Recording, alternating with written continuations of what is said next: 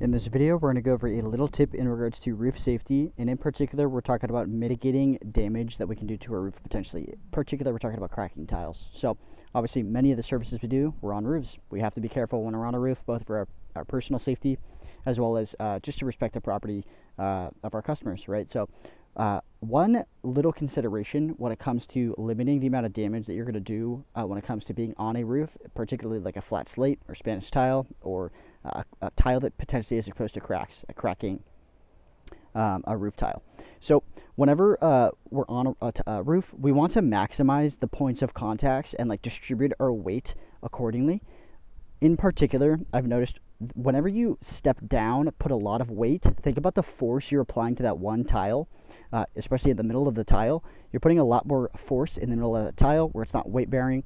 That's why we always recommend step where the tiles overlap, because theoretically it has like the strength of two tiles, right? It's one tile stacked over the other, versus the middle of a tile is probably the weakest point in lots of roofs, so lots of tiles, therefore most likely to break in that case.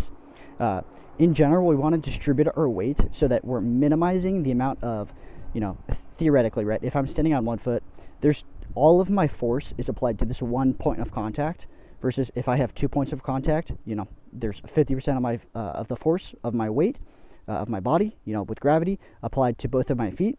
If I'm on my butt, even better, right? 3 points of contact, about a third on each position. If I include a hand, even more points of contact. So that's just to say, distribute our weight accordingly to try to minimize the damage that we're doing to someone's roof.